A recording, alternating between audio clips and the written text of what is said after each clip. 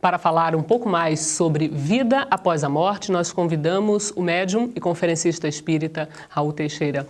Raul, morremos e a partir daí? Estamos num longo e profundo sono ou há alguma vida após essa morte? Não, Cláudia, a morte, ao contrário do que muita gente pensa, é a continuidade da vida. Aliás, é a própria essência da vida. Se não houver morte, a gente não tem noção de vida. A morte e vida são questões de contrastes. Do mesmo modo que nós falamos em noite e dia, em alto e baixo, em claro e escuro, nós falamos em morte e vida. Mas, em verdade, o que existe é vida no corpo físico e fora do corpo físico. Então, aquelas criaturas que estamos vivendo hoje no corpo físico, daqui a pouco mais estaremos vivendo fora desse corpo físico. Paulo de Tarso já dizia que vivemos na Terra em corpos corruptíveis e no céu viveremos em corpos incorruptíveis, referindo-se a esse corpo espiritual que nós, os espíritas, chamamos de perispírito e que Paulo chamava de corpo espiritual ou corpo incorruptível. Vamos continuar a manter os contatos com os nossos seres queridos, vamos continuar com as dificuldades com aqueles com quem não tenhamos tanta afinidade, vamos continuar com a necessidade de crescer, de evoluir, porque Jesus Cristo nos disse que era necessário ser perfeito como o Pai Celestial é perfeito.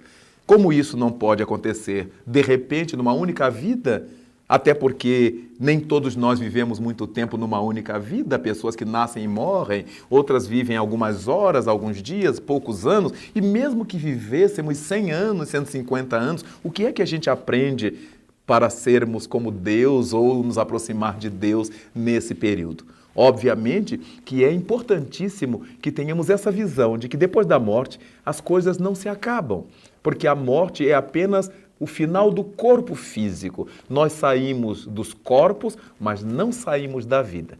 E por causa disso, depois da morte, só há vida. Bom, se aqui na Terra estamos aqui para melhorar, para evoluir, e no mundo espiritual, evoluímos também lá? Evoluímos primordialmente no mundo espiritual, porque é o mundo normal primitivo, é o mundo das realidades. Tudo que se passa no mundo Terra, nos planetas materiais, são as irrealidades. É como se nós estivéssemos trabalhando num laboratório para aprendermos aquilo que vamos fazer de fato na nossa vida. Estamos realizando na Terra a experimentação da teoria apreendida. Então, se a gente aprende que a lei divina é a lei do amor, a gente vem para a Terra para aprender a viver a lei do amor, por exemplo. E essa lei do amor se espraia sob diversas angulações. Você vai viver a lei do amor no trato com a sua família, na educação dos seus filhos, no respeito ao seu esposo ou esposa ou sua mulher. Você vai viver a lei do amor na relação com seus empregados, com seus funcionários, com seus patrões, com seus colegas de trabalho. Você vai viver a lei do amor na sua realização social, no clube, onde você esteja. Porque a lei do amor é uma coisa amplíssima. Quando um governante vai viver a lei do amor? Quando ele coloque-se a serviço do bem coletivo que ele jurou no ato da posse. Então, quando você dá escola, você dá saúde, você dá condições de vida às pessoas, quando você realiza a possibilidade do emprego, da libertação social do indivíduo, da libertação socioeconômica, a despeito da sua própria vida, você está amando. Então, a lei divina, chamada lei do amor, ela contempla um leque muito amplo de possibilidades. Então, no mundo dos espíritos, nós continuamos a desenvolver essa busca de Deus em nós, esse amor que precisamos desenvolver, e nos planetas materiais, nos mundos materiais, nós vamos exercitar isso. Por isso é que é difícil. Esse é um mundo de provas. Qual é o aluno que acha prova fácil? Só o estado emocional com que você vai fazer a prova, ela já está difícil. Por mais que você tenha estudado tudo, sabido tudo, mas é uma prova. Só o nome. Só o nome. Já assusta. Não é? E quando se fala de expiação, que é a condição da Terra, então a provação significa aquele estágio em que você está necessitando fazer aprendizados novos. Você tem que aprender novas coisas, fixar aprendizados. E a expiação é aquele estágio em que você resgata dívidas morais, acerta-se com a lei da consciência, paga débitos contraídos com as leis da vida.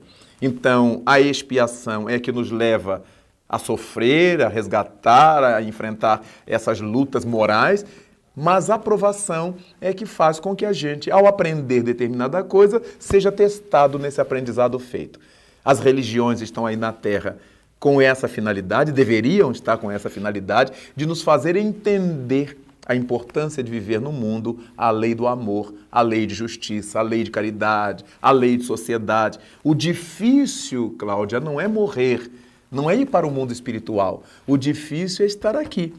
Como para qualquer aluno, o difícil não é estar na sua casa, com seu pai, sua mãe, seus irmãos, onde ele põe os pés para cima, fica à vontade. O difícil é viver no meio dos outros, obedecendo regras, sabendo que ele não pode fazer tudo que ele quer, mas tem que fazer tudo que ele deve. As pessoas à sua volta cobram seu respeito, cobram seu enquadramento. Então essa é a vida no mundo. Nós estamos numa escola. Estamos exatamente aprendendo a crescer para Deus, a nos libertar como seres espirituais desencarnados ou como seres espirituais encarnados. Raul, depois que morremos, encontramos ou reencontramos os nossos amigos, os nossos parentes, as pessoas queridas de imediato e também nossos inimigos ou pouco amigos? Indubitavelmente. Imediato? De imediato, não, mas a gente vai encontrando. É como você chegar de uma grande viagem. Você, a princípio, encontra aqueles que estão lhe esperando no aeroporto, no porto, na estação, mas depois, com o dia a dia, você encontra aquele na rua, você encontra aquele ali, alguém lhe chama por telefone, não é? Você vai à feira, vai ao mercado, vai aqui, vai encontrando as pessoas. Quando nós chegamos no mundo espiritual, ocorre a mesmíssima coisa. Há aqueles que vão nos esperar no pórtico da vida espiritual. Aqueles que sabiam que nós iríamos desencarnar e que foram fazer a comissão de frente, a comissão de recepção para nos receber. E aí nós somos levados para esse estado de repouso, que a gente precisa muitas vezes, a gente sai do corpo lúcidos, ativos, e depois é que relaxa. Muitas vezes a gente sai do corpo e não tem a noção de que desencarnou. Mas quando nos deparamos com aquela turma toda na estação nos esperando e a gente sabe que já eram parentes mortos, a ficha vai caindo, como a gente diz popularmente. Nós vamos nos assenhoreando da realidade. E esses nossos seres queridos vão tratando de pouco a pouco nos informar, nos confirmar que nós já não fazemos parte da vida corporal. Mas há situações em que nós desencarnamos completamente anestesiados. Entramos no mundo espiritual completamente sem memória de nada, como se estivéssemos num estado de coma. E só despertamos depois de muito tempo. E aí nos deparamos com seres queridos à nossa volta ou com seres pouco amados à nossa volta. Alguns que nos bendizem, alguns que nos fazem cobranças. Alguns que nos recebem bem e outros que nos hostilizam. Isso em função da nossa sementeira deixada no mundo. Há intrigas no mundo espiritual? Muitas intrigas no mundo espiritual. Porque uma coisa interessante é que nós não somos o corpo. Nós somos o ser espiritual e usamos um corpo para habitar os planetas materiais. Um corpo físico. E no mundo dos espíritos nós viveremos num corpo energético, num corpo fluídico, como a gente queira chamar. Num corpo espiritual. Mas aquela criatura que tem por costume fazer intrigas, fazer o tititi, elas continuam fazendo isto. É por isso que muitas entidades da sombra se aproveitam de encarnados invigilantes e começam a pôr-lhes na mente intrigas contra terceiros. E de repente, você não sabe por quê, começa a desconfiar mal de alguém. Dentro de você, aquilo é uma realidade. Como se tivesse nascido de você aquela certeza, quando ela está sendo recalcada, induzida, inspirada por entidades intrigantes, entidades fofoqueiras, diríamos assim. Então, o indivíduo não se santifica porque saiu do corpo. O indivíduo não vira santo, não fica um anjo porque morreu. Nós saímos do corpo, repito, mas não saímos da vida. E desse modo, aquilo que a gente desenvolvia aqui, nós vamos continuar fazendo no mundo espiritual. Há uma grande diferença. É que aqui, a massa das pessoas gosta desse tititi, alimenta esse tititi. E quando chegamos na pátria espiritual, nós vamos ficando tão isolados no nosso tititi que vamos nos sentindo infelizes. Porque as entidades benfeitoras, nossos anjos guardiães, não nos dão guarida nesses estágios. Então nós vamos ficando nas mãos de quem nos sevicia, de quem nos explora. E essa exploração nos causa sofrimentos. E vamos aprendendo a deixar de falar mal, de pensar mal, de querer o mal, pela própria experiência de autossofrimento. De maneira que a grande diferença é que o mundo em que nós vivemos, o mundo terra, ainda é um mundo onde o mal sobrepuja. Então, se alguém falar mal de você comigo, é bem capaz que eu goste, porque eu fiquei superior a você, eu descobri uma fragilidade sua, eu passo, de certa maneira, a controlar a sua vida. Mas quando eu vou evoluindo, eu me dou conta de que não me interessa saber seu lado negativo. E se algum dia eu souber, é para lhe ajudar e não para tirar proveito disto, para explorar a imagem negativa sobre você. Raul, no caso dessas mortes coletivas, um acidente aéreo, uma catástrofe ambiental, o que acontece logo após esses acidentes? Essas pessoas, esses espíritos todos, chegam também coletivamente no mundo espiritual? Chegam todos juntos? Enfim, eles se encontram de imediato? Como é que isso funciona? É muito interessante, Cláudia, porque nós diremos que eles chegam todos juntos ao mundo espiritual. Porque o mundo espiritual não é um lugar para onde a gente vai tomando uma condução, etc. Como a gente aqui, será que vamos chegar todos juntos ao Rio de Janeiro, a São Paulo, saindo de Brasília? Não, depende se eu for de ônibus, depende se eu for de avião, depende se eu for de carro ou a pé.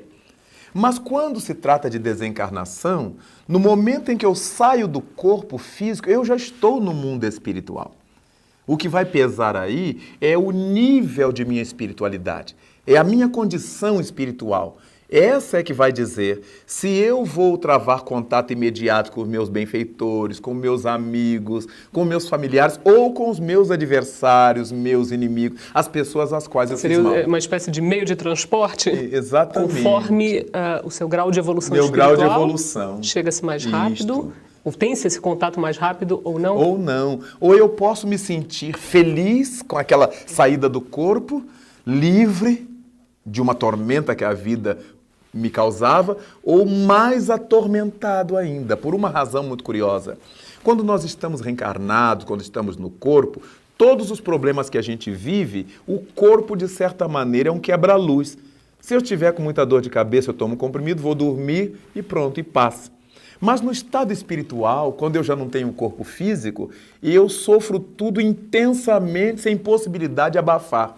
Sem esse quebra-luz que o corpo representa. Sem esse abajur que o corpo representa. Então, eu chego ao mundo espiritual, quer dizer, eu entro nessa outra dimensão sentindo o frio moral que eu criei para mim ou a calidez, a tepidez que eu criei para mim. Nesse caso, então, Raul, especificamente esse caso que você citou, a morte não é uma libertação? Obrigatoriamente não. A morte é uma libertação para quem viveu se libertando.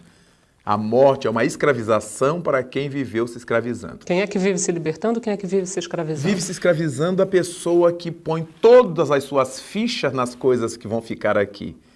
O meu valor maior é meu carro, é minha casa, é minha mulher, é meu marido, é meu filho, é meu isso, é meu aquilo. Obviamente, na hora que eu tenho que deixar para trás tudo isto, eu estou escravizado. Eu estou numa tormenta sem tamanho. Quando nós vivemos no mundo, usando as coisas, sem permitir que essas coisas nos usem, eu não sou escravo da minha casa. Eu adoro a minha casa, mas se eu tiver que ficar sem ela, eu vou ficar feliz do mesmo jeito, eu vou viver do mesmo jeito. Eu adoro o carro que eu tenho, mas o dia que eu não tiver, eu tenho minhas pernas, eu serei feliz do mesmo jeito. Essas são as pessoas que vão se libertando enquanto estão vivendo no corpo físico. E quanto à nossa família, eu não tenho que pôr na minha cabeça que meu filho é meu patrimônio, que minha mulher é minha mulher, que meu marido é meu marido. Nós estamos marido e mulher, nós estamos pais e filhos, nós estamos irmãos biológicos, mas em verdade nós somos membros dessa grande família universal. Então, embora amando a esposa, ao filho, ao marido, ao parente, ao amigo, nós tenhamos sempre essa certeza de que um dia nós vamos ter que atravessar essa grande ponte levadiça do mundo espiritual, em que cada um vai se ligar à sua sintonia espiritual. Não é o parentesco consanguíneo da Terra, é a nossa vinculação psíquica. Se eu, filho de uma mãe santa, for uma alma atormentada, eu vou ter que me vincular a almas atormentadas. É a lei de justiça que a divindade criou. De modo que a gente vai vivendo no mundo sabendo que ninguém é de ninguém, como diz a música popular.